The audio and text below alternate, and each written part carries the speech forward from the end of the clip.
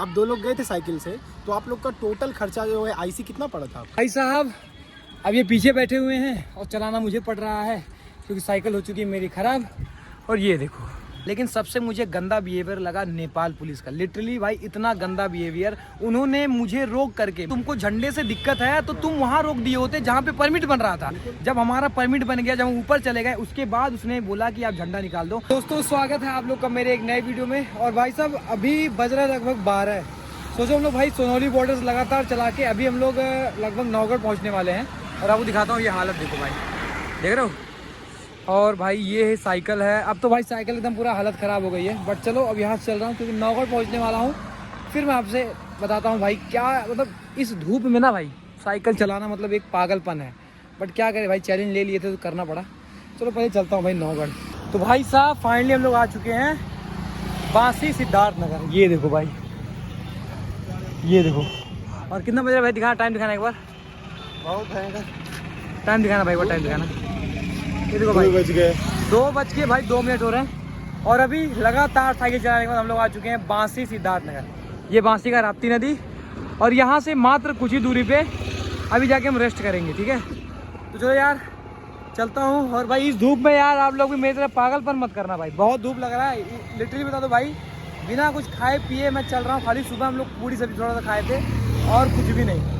भाई मेरी जो साइकिल थी मैंने उसको दे दिया बनने के लिए, क्योंकि उसका जो आगे का ब्रेक था वो एकदम पूरा जाम चल रहा था। तो जैसे तैसे मैं वहाँ से लेकर के आया। और अभी देखो, ये देखो अभी साइकिल ये चला रहे हैं अपना वाला, और भाई इस पर हम लोग बैठे हुए हैं, ठीक है। ये देखो भैया, ये साइकिल चला रहे हैं अपना वाला, ऐसे हम लोग बैठे हुए हैं इस पर, ठीक है। तो अभी हम लोग ऐसे चल रहे हैं भाई साहब। तो भाई साहब अब ये पीछे बैठे हुए हैं और चलाना मुझे पड़ रहा है क्योंकि साइकिल हो चुकी है मेरी ख़राब। और ये देखो, हालांकि ख़राब तो परहेज था, बस उसको बनवाने के लिए दिया हूँ। तो चलो यार जल्दी साइकिल बनवाते हैं, फिर निकलते हैं खलीलाबाद के लिए। अभी मैं हूँ बासी सिद्धार्थनगर में। दोस्तों फाइनली मैं आ चुका हूँ अपने खलीलाबाद में, जहाँ पे मैं भाई साहब रहता हूँ। और यहाँ पे हमारे अपने दोस्त, जो कि मैं जब नेपाल में था ना, तो हमेशा मुझे इन लोगों ने सपोर्ट किया। हमेशा एक ही चीज़ इनका जवाब आता था कि भाई तू कैसा है, सही है कि नहीं है। तो अभी ये रहे हमारे गुड्डू भाई और ये रहे हमारे प्रिंस भाई। तो भाई कुछ क्वेश्चन है तो बताओ भाई। भाई पहला क्वेश्चन तो ये बताइए कि आप जब वहाँ नेपाल गए थे तो आप वहाँ जो रहने के लिए जो रूम का स्टे था, आपने फिर कैसे मतलब उसको जो मैनेज? देखो भाई बात ऐसा था ना, पहले तो हम लेके गए थे टेंट। हमने सोचा कि हर जगह हम टेंट लगाएंगे। बट भाई वहाँ पे बारिश, जब आप ऊपर जाओगे ना तो पहाड़ी क्षेत्र था, तो हमेशा बारिश का डर था। और भाई दूसरा देश था, तो ऐसा जरूरी नहीं है कि आपको हमेशा सही लोग ही मिलेंगे। तो इसलिए थोड़ा दिक्कत होता था। बाकी हम रूम लेते थे, जो नीचे का एरिया था वहाँ हमें 1000 रुपये, 500 रुपये, 800 रुपये में रूम मिल जाता था।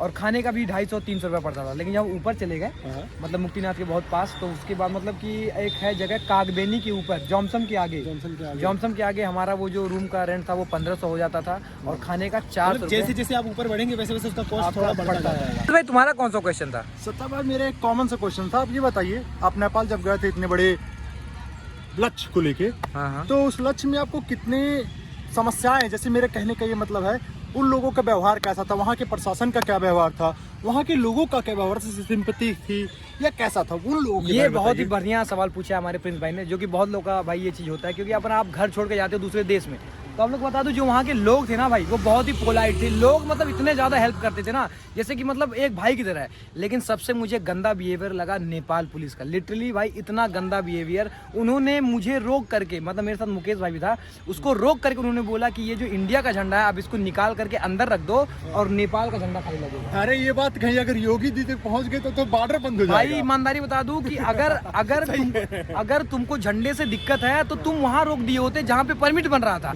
जब हमारा परमिट बन गया, जब हम ऊपर चले गए, उसके बाद उसने बोला कि आप झंडा निकाल दो। हालांकि मैं उसके सामने, मुझे झंडा निकालना पड़ा क्योंकि इतना ज्यादा प्रेशर वो डाल दिया था।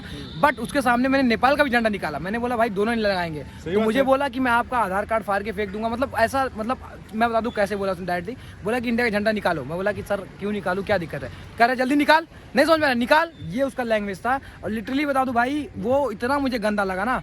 आपने देखा होगा जो उसके पहले मारा गया था पुलिस वालों को, लोगों ने मारा था, सही बता दूं 1 नंबर काम किया था। मेरा तो ये मन कर रहा है कि और कुत्ते की तरह सालों को मारते तो और अच्छा रहता। लास्ट क्वेश्चन, बोलो बोलो। बहुत ही प्यारा क्वेश्चन था।